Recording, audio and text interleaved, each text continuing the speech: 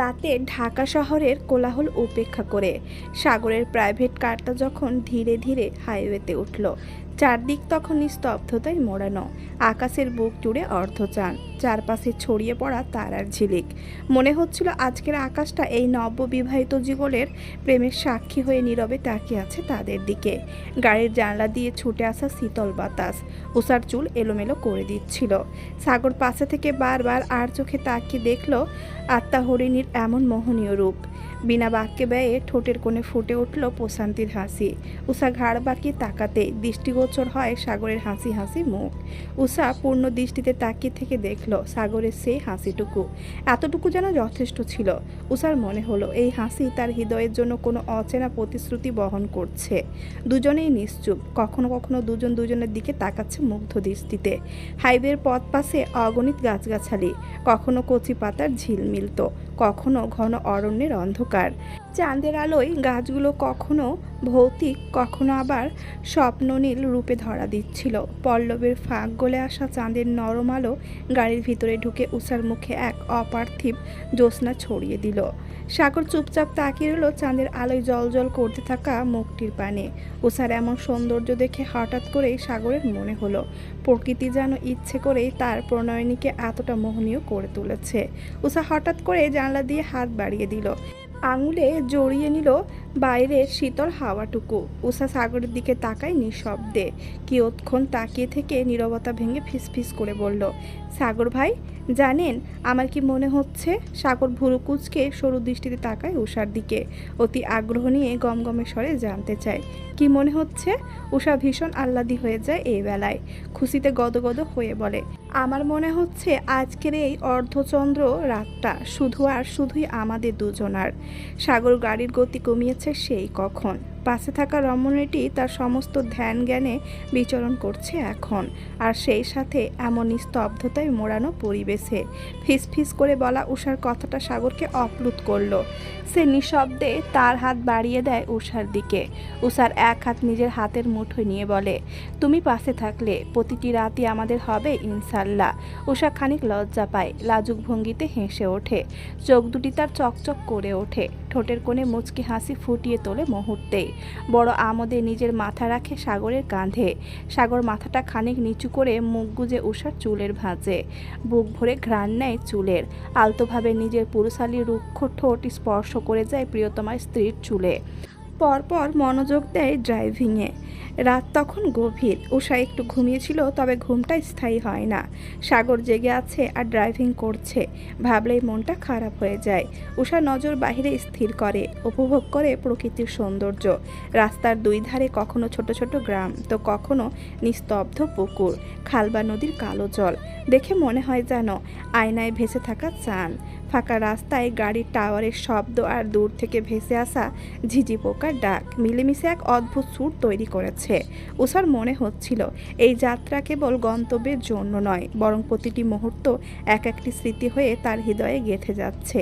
সাগরের পাশে বসেও তার বুকের ভেতরে এক অজানা কাঁপন, অথচ সেই কাঁপনই যেন এক গভীর প্রশান্তি এনে দিচ্ছিল। সাগর আর উষার কক্সবাজারের উদ্দেশ্য রাত 11টায় রওনা দেওয়ার কথা থাকলেও ওরা রওনা দিয়েছে রাত 12টায়। আর তাই কক্সবাজারে পৌঁছাতে সকাল 9টা বেজে গেল। ঈদের দিন বলে জ্যাম যে একদম ছিল না তা না, জ্যাম ছিল। হোটেলে পৌঁছানোর আগে মাঝ রাস্তায় একটা রেস্টুরেন্টে সকালে নাস্তা সেরেছে সাগর আর উষা। দুজনেই ভীষণ ক্লান্ত, ঘুম দরকার। একে তো ঈদের দিনের খাটাখাটুনি, আবার সারা রাত জেগে থাকতে হয়েছে। শরীরটা যেন দুজনেরই ভেঙে এসেছে। যদিও উষা সাগরের অনুভূতি বুঝতে পারল না, তবে মুখশ্রী দেখে বোঝাই যাচ্ছে বেশ ক্লান্ত। সে তো ঘুমিয়েছিল কিছুক্ষণ, কিন্তু তার সায়ন্দ্রিলের আব্বু তো ঘুমায়নি। হোটেলে পৌঁছে ঘুম দেবে বলে আগেই নাস্তা সেরেছে ওরা। দুজনেই ঠিক করলো বিকেল অবধি ঘুমিয়ে বিশ্রাম নিয়ে সন্ধ্যার দিকে একটু ঘুরতে বের হবে। ফ্রেশ হয়ে বিছানায় যেতেই দুজনেই গভীর ঘুমে তলিয়ে গেল। যারা ফোন হাতে বসে আছে, সে ভীষণ দোটানায় ভুগছে গতকাল থেকেই। বার কয়েক নেহালকে কল করতে চেয়েও সে পারল না। কোথাও একটা জড়তা কাজ করছে তার। লাভ ইট ফার্স্ট সাইডে সে বিশ্বাসী নয়, কিন্তু তবুও প্রথম দেখায় নেহালকে ভালো লেগেছে তার।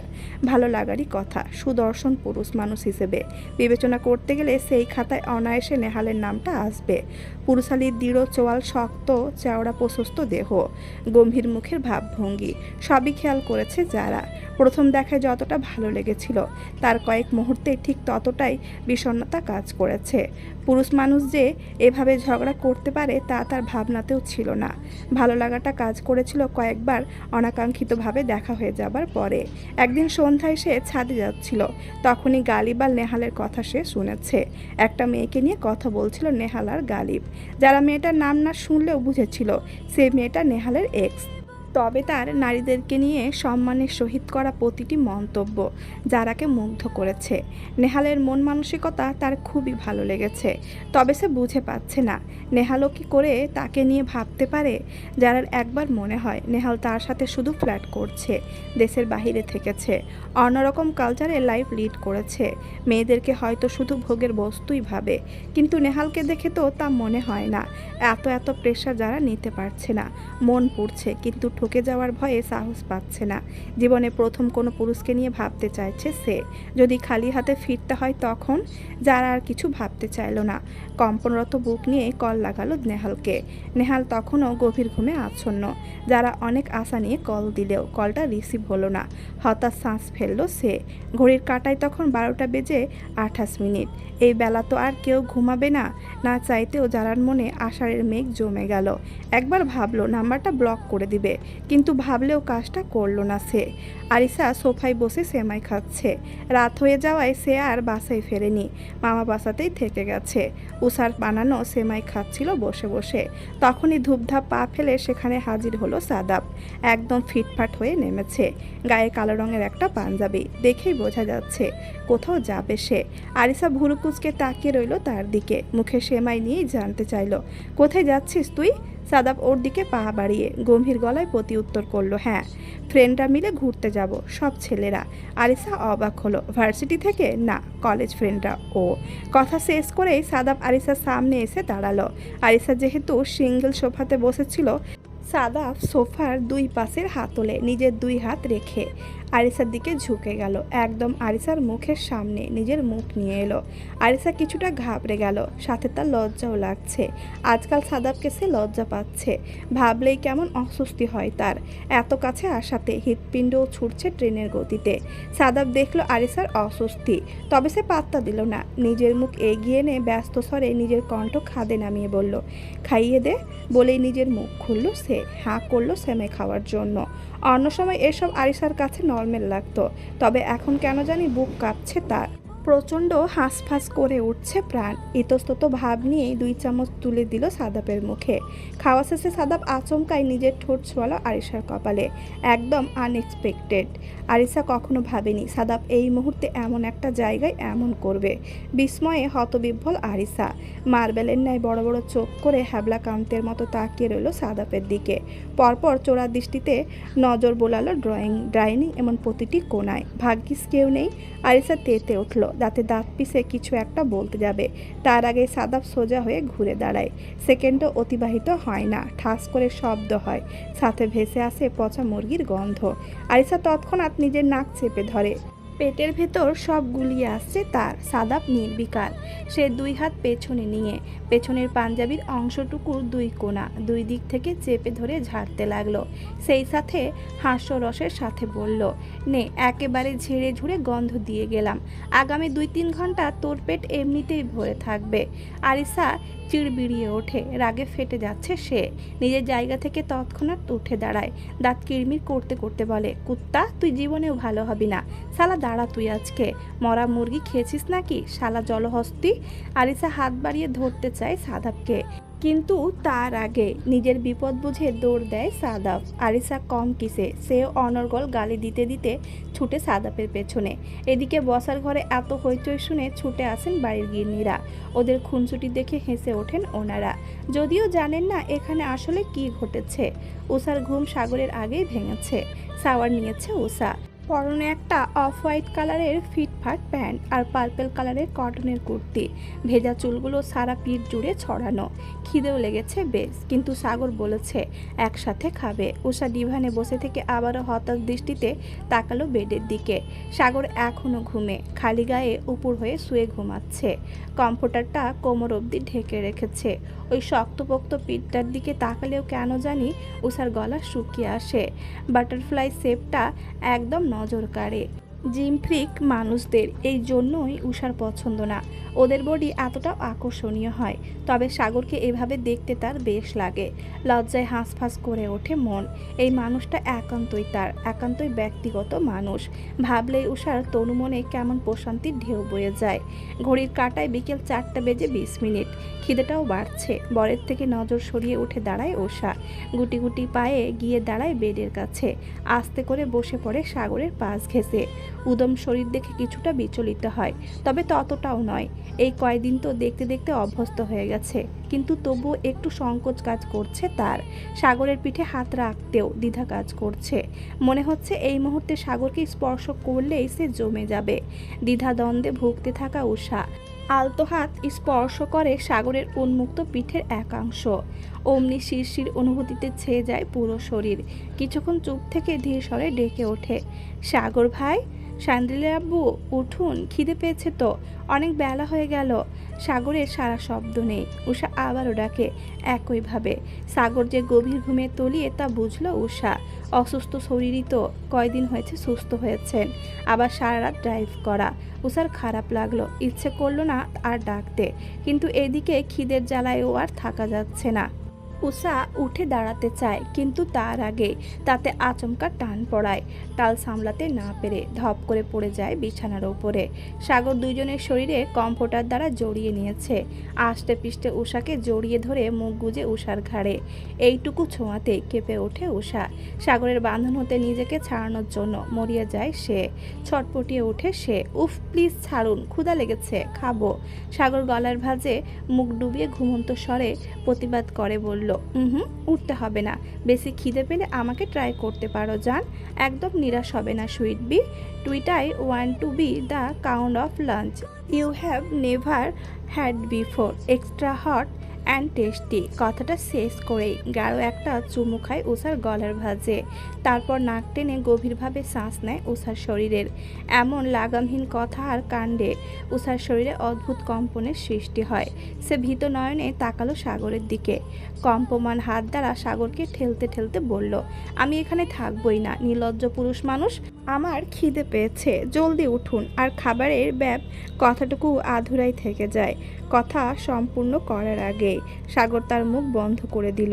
হাতের অবাধ্য বিচরণ আর উষ্টপুটের গাঢ় স্পর্শে মুহূর্তেই নাজেহাল করে তুলল উষাকে। সাগরের হাত দুটো প্রচণ্ড অধিকার বোধ নিয়ে ছুটে যাচ্ছে উষার শরীরের প্রতিটি অংশে। এমন বেহায়া স্পর্শে বারবার কেঁপে কেঁপে উঠছে উষা। সেই সাথে শ্বাস নেওয়াও বন্ধ প্রায়। সাগর যখন বুঝলো উষা নিঃশ্বাস নিতে পারছে না, তখন কিছুক্ষণের জন্য নিজেদের মধ্যে দূরত্ব তৈরি করলো সে। ছাড়া পেতে অশান্তভাবে শ্বাস নিতে থাকে উষা। সাগর সেদিকে একবার তাকিয়ে নিজের হাত রাখে উষার গালে, তারপর রক্তিম হয়ে যাওয়া ঠোঁটের ভাঁজে সেথায় ঘোর লাগা দৃষ্টিতে তাকিয়ে থেকে হাসকি স্বরে বলে, this is for our honeymoon trip and now. কথাটুকু পূর্ণতা মেলে না তার পূর্বেই। সাগর আবারও মত্ত হয়ে প্রেয়সীর রক্তিম উষ্ট জোড়ার ভাঁজে ব্যস্ত হয় অধর সুধা পানে। উষার নিঃশ্বাস জুড়িয়ে আসে, গলাকাটা মুরগির ন্যায় ছটপটিয়ে ওঠে। স্বামীর এইটুকু ভালোবাসা সে সইতে পারছে না। সাগরের এমন হুটহাট আক্রমণে সে কুঁকড়ে যাচ্ছে। এবার উষার হাত দুটি সাগরের এক হাতে বন্দি, কেননা প্রথমবার এই দুই হাত সাগরের কাজে অনেক বাধা দিয়েছে। তাই আগে হাত দুটি বন্দি করলো সে। সময় নিয়ে নিজের চেষ্টা মিটিয়ে ছাড়লো উষাকে। ততক্ষণে উষার লাজুক শরীর লজ্জাবতী গাছের ন্যায় নেতিয়ে গিয়েছে। সে কি জানতো এই ঘুমন্ত পুরুষ তাকে এইভাবে অত্যাচার করবে? উষার বন্ধ চোখে নেত্রপল্লব বারবার কেঁপে উঠছে। সাগর নজর স্থির রেখে দেখল সে সব। রক্তিম চক্ষু জোড়া নিয়ে গভীর দৃষ্টিতে তাকিয়ে রইল উষার বন্ধ নেত্রের দিকে। কণ্ঠ খাদে নামিয়ে ফের ফিস ফিস করে বলল, অ্যান্ড দ্যাট কিস মাই ফুলের ফর ড্রাইভিং অল নাইট। সাগরের এমন কথায় উষা আরও গুটিয়ে যায়, একদম নিজেকে মিশিয়ে নেয় সাগরের বুকের সাথে। চোখ দুটি তখনও বন্ধ তার। সাগর ঠোঁট কামড়ে হাসে উষার এমন অবস্থা দেখে। সে আবারও উষার থুতনিতে হাত রেখে মুখটা খানিকটা উঁচু করে, কপালে পড়ে থাকা বেবি হেয়ারগুলো সরানোর জন্য আলতো ভঙ্গিতে ফু দেয়। তড়িৎ বেগে কেঁপে ওঠে উষা, খামচে ধরে সাগরের বাহু আর প্রশস্ত বুক। এসব দেখে মৃদু হাসে সাগর উষার কানের কাছে মুখ নিয়ে ফিস ফিস করে বলে, এবার খিদে মিটেছে, পেট ভরেছে নাকি? সাগরের মুখটা চেপে ধরে উষা। দুজনের দৃষ্টিতে দৃষ্টি মিলে তখন। সাগর তখনও দুষ্টু হেসে তাকিয়ে বাম চোখটা টিপে দিয়ে সেভাবেই রয়। উষা লজ্জায় হাঁসফাঁস করে ওঠে, বলে, চুপ করুন বেহায়া পুরুষ মানুষ। ওমা, এখানে বেহায়ার কি আছে? পেট মন না ভরলে বল, এবার মন ভরে যাবে আর পেটও ভরবে। তারপর উষার দিকে তাকিয়ে দুই ভুরু নাচিয়ে বোঝায় দ্বিতীয়বার এমন করবে কিনা। উষা তৎক্ষণাৎ জোরে ধাক্কা দেয় তাকে।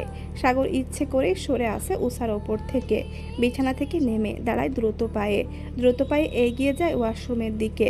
যেতে যেতে গভীর স্বরে বলে, গাউন টাইপ কিছু পরে নে সুইট বি, রেস্টুরেন্টে এরিয়াতে খাবার খাবো, হিজাব মাস্ট করবি। এই দিকে ইনানি বিচের দিকে ঘোরাঘুরি করে ফিরে আসব।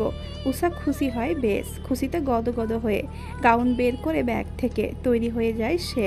সাগর আর উষা যখন হোটেল থেকে বের হয়েছে, ঘড়িতে প্রায় তখন 5:30। বেশি দূর তো আর যেতে পারেনি। প্রথমে হোটেলের প্রাইভেট বিচের এরিয়াটুকু ঘুরেছে ওরা, তারপরে ইনানি বিচের দিকে গেল। ঘোরাঘুরি শেষে হোটেলে ফিরল সন্ধ্যা 7টার দিকে। সাগর আর উষা নিজেদের শুটের সামনে এসে দাঁড়াতে সাগর ব্যস্ত স্বরে বলল, ও হো সুইট বি, আমার তো রিসেপশনে একটু কথা বলার দরকার ছিল। তুই রুমে যা, আমি আসছি, এখনই চলে আসবো, দেরি হবে না। উষা সাই জানাতে সাগর আস্তে করে চুমু খেলো বইয়ের কপালে, নখ খুলে দিয়ে ইশারা করলো রুমে ঢোকার। সাগর দাঁড়িয়ে রইল নিজের জায়গায়।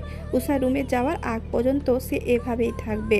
উষা ভেতরে ঢুকে দরজা আটকাতে সাগর ফস করে নিঃশ্বাস ছাড়ল। উষা স্যুটের ভেতরে প্রবেশ করে জমে গেল কিছুটা। কেন জানি মনে হলো ঘরের ডেকোরেশন চেঞ্জ হয়েছে কিছুটা। ভেতরের লাইটগুলো কেমন অ্যাথেন্টিক ভাইব দিচ্ছিল। উষা ভাবলো হয়তো সে তখন এসব লক্ষ্য করেনি। তবে বসার স্পেস ছড়িয়ে উষা বেডরুমের দিকে অগ্রসর হতেই দেখতে পেল ফ্লোরে ছড়িয়ে ছিটিয়ে থাকা গাঢ় টকটকে লাল গোলাপের পাপড়ি। অজানা ভয়ে উষার গলা শুকিয়ে গেল। ফর্সা আদল মুহূর্তেই লাল বর্ণ ধারণ করলো। বুকের ভেতরে যেন ঝড় বইছে তার। উষা কাঁপা কাঁপা হাতে নিজেদের বেডরুমের লকটা ঘোরালো। শব্দবিহীন দরজাটা খুলে যেতে দৃষ্টিগোচর হলো ফুলে সজ্জায়িত রুমের চারদিকে গোলাপের পাপড়ি ছড়িয়ে ছিটিয়ে রাখা। সাদা চাদরে মোড়ানো বিছানার প্রতিটি কোণা পরিপূর্ণ গাঢ় টকটকে লাল গোলাপ ফুলের পাপড়িতে। রুমে কৃত্রিম জলজল করা ফেয়ারি লাইটের আলোয় সবটাই মোহনীয়। হলুদ আভায় পরিপূর্ণ গোটা রুম, সাথে কোনায় কোনায় জ্বলতে থাকা মোমবাতি হলুদ আলোয় রুমটাকে বড্ড স্নিগ্ধ লাগছিল। ড্রেসিং টেবিল থেকে শুরু করে প্রতিটি কোনায় গোলাপের পাপড়ি। লজ্জায় হাঁসফাঁস করে ওঠে উষা। ভয় লজ্জার সংমিশ্রণে তার মুখ হয়ে উঠল ফ্যাকাশে, তবুও ঠোঁটের কোণে লাজুক হাসি। চারদিকে ঘুরে ঘুরে দেখতে উষার নজর আটকে বিছানার উপরে রাখা কালো বক্সটার ওপরে। উষা এগিয়ে গিয়ে আলতো হাতে স্পর্শ করে সেই বক্স। ওপরে লাল একটা বউ তৈরি করা, সাথে লাল কালারে ইংরেজি টানা অক্ষরে লেখা, for my beautiful wife, my sweet bee Usha. ঠোঁট চিরে আসা পূর্ণতার হাসিটুকু লুকাতে পারে না উষা। মুচকি হেসে আবারও তাকায় বক্সটার দিকে, তারপর নজর ঘুরিয়ে তাকায় ফুলে ফুলে সজ্জিত বিছানার দিকে। সেদিকে তাকিয়ে শুষ্ক ঢোক গিলল উষা। আজকের এই আয়োজন, এই সমস্ত কিছু জানান দিচ্ছে উষার জীবনের সবচেয়ে দীর্ঘতম রাত্রি বুঝি আজকেই কাটাবে সে। বুকের ওঠানামার গতি বাড়ে উষার। নিজের এমন উদ্ভট ভাবনা থেকে বেরিয়ে এসে বক্সটা খুলেছে। তৎক্ষণাৎ নজরে পড়ে গাঢ় সি গ্রিন কালারের পাতলা সিল্কের শাড়ির ম্যাটেরিয়াল দেখে গলা শুকিয়ে আসে তার। সাথে থাকা স্লিভলেস ব্লাউজ। লজ্জায় শাড়ি দিয়েই নিজের মুখ ঢেকে ফেলে উষা। ছি, এখন এসব পরে এই লোকটার সামনে যাবে সে? চুড়ির ভেতরে থাকা চিরকুটটা দেখে সে খুলে ফেলে তা। গোটা গোটা অক্ষরে লেখা, আমি চিঠি লিখতে জানি না বউ, নিজের আবেগটাই ঠিকভাবে প্রকাশ করতে পারি না, তাই বলে রাগ করো না প্লিজ। আজকের রাতটা শুধু আমার আর তোমার বউ, আমাদের এই স্পেশাল রাতে আমার জন্য একটু সাজতে পারবে না? একটু সেজো, মন ভরে দেখবো তোমায়, দীর্ঘ 6 বছরের তৃষ্ণা মেটাবো তোমায় দেখে। উষার চোখের কোণে জল জমে, সাথে ঠোঁটে প্রাপ্তির হাসি। অমন আদুরে আবদার কি সে নাকচ করতে পারে? পারে না, তাই তো স্বামীর আদেশে নিজেকে সাজিয়ে নেয় স্বামীর পছন্দ সয় করে। ফুলে সজ্জিত রাজকীয় কামরার বিশাল জানলার পর্দা সরাতে দূরের সমুদ্রের গর্জন যেন সুর হয়ে বেজে উঠল। 8 তলার উঁচু দালান থেকে নিচে বিস্তীর্ণ সমুদ্র, বিস্তৃত নীল আকাশ, সব মিলিয়ে এক অনন্য আবেগ ছড়িয়ে দিয়েছে চারপাশে। ঢেউগুলো অস্থির আনন্দ নিয়ে তীরকে ছুঁয়ে যাচ্ছে বারংবার।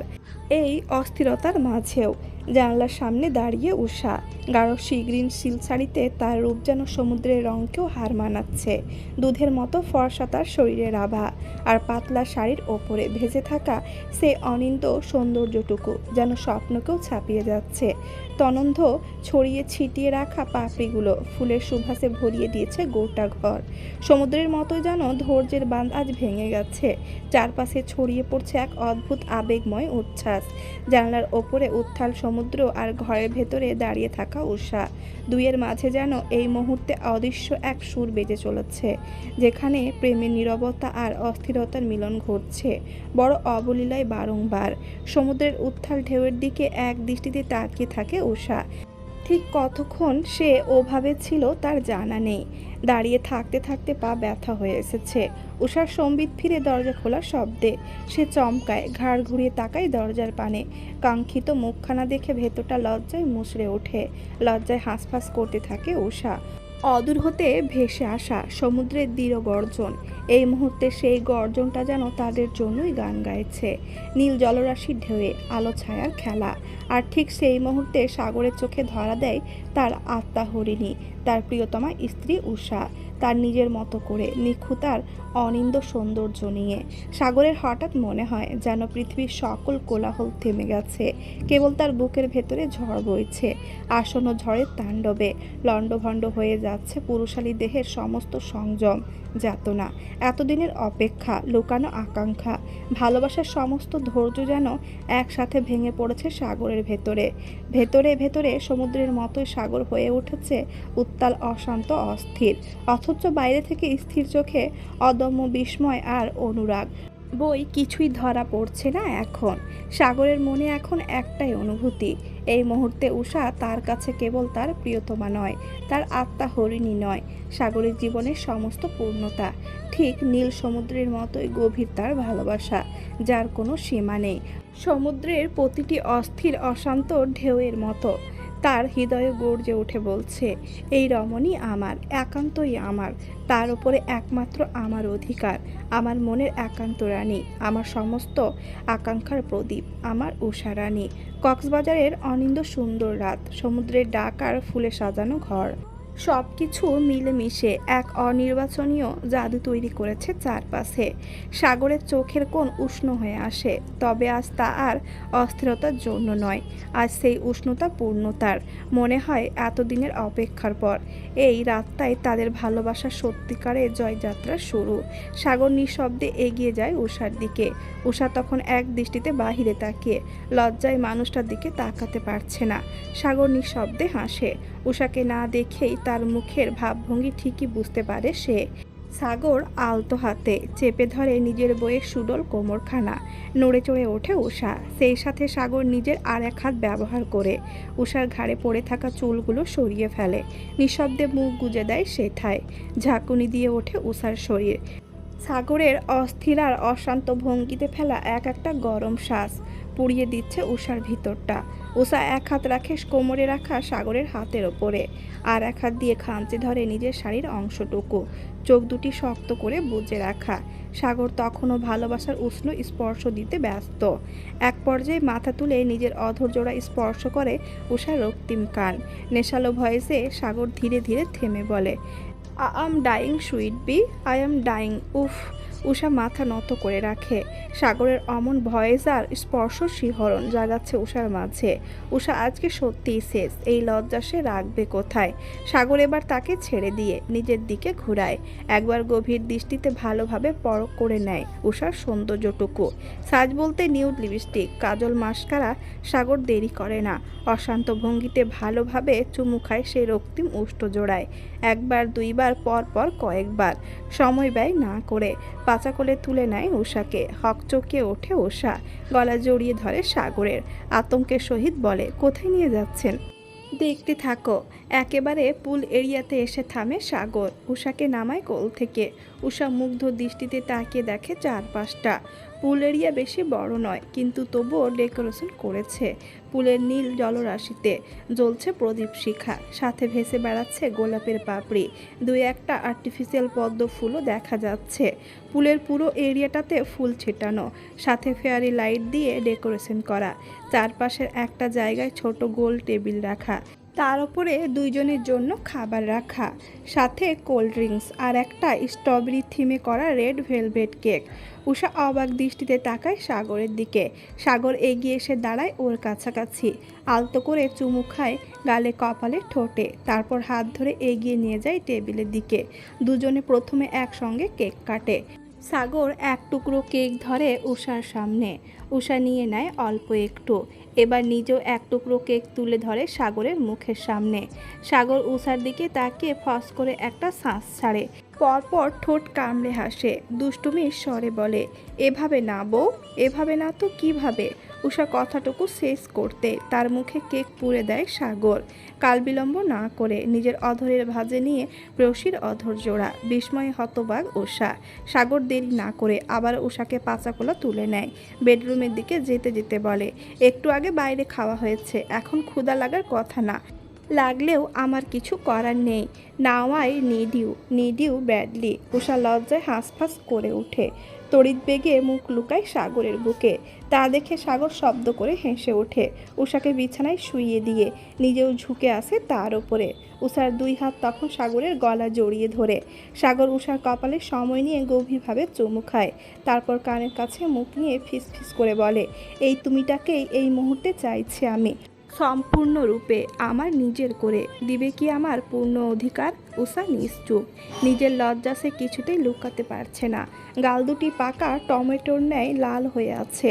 সাগরের দৃষ্টিতেও দৃষ্টি মেলাতে পারছে না, নিজের চোখ দুটি বন্ধ করে রাখা। আস্তে করে সাগরকে জড়িয়ে ধরে সে, তারপর ধীর স্বরে বলে, আমি তো আপনারই, সম্পূর্ণরূপে আপনার। সাগর সন্তুষ্ট হয়, ঠোঁট জুড়ে তার পূর্ণতার হাসি। সাগর আবারও ঝুঁকে চুমু খায় উষার কপালে, বন্ধ নেত্রে, দুই গালে, নাকের ডগায়, ঠোঁটে।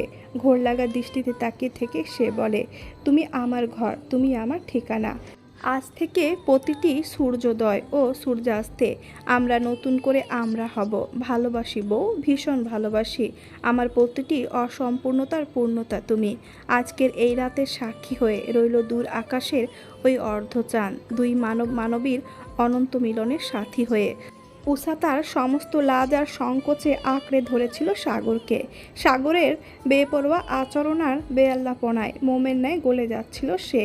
মনে মনে চেয়েছিল সাগরের এই ঝড় উন্মাদনাকে থামাতে, সামলাতে, আবার একই সাথে তাকে কাছে টেনে নিতে। এই রাতে অশান্ত অস্থির সাগরকে বসে আনতে বেশ বেগ পোহাতে হয়েছে উষাকে। সাগরের প্রতিটি ছোঁয়ায় তার বুক কেঁপে উঠেছিল অস্বাভাবিকভাবে, নিঃশ্বাস এলোমেলো হয়েছিল প্রতিটি স্পর্শে। কখনো কখনো সাগরের ব্যাকুল কণ্ঠ ভেসে এসেছে প্রেমময় বার্তা। উষা কেঁপে উঠেছে, সাগরের বেহায়া উন্মাদনা সামলাতে তার সমস্ত লজ্জা যেন ব্যথা যায়। সে নিজের অস্থিরতা আর ভয় লুকিয়ে শুধু সাগরের নাম ধরে ধরা কণ্ঠে বলেছিল, সামলে নিন নিজেকে, আমি তো আপনারই।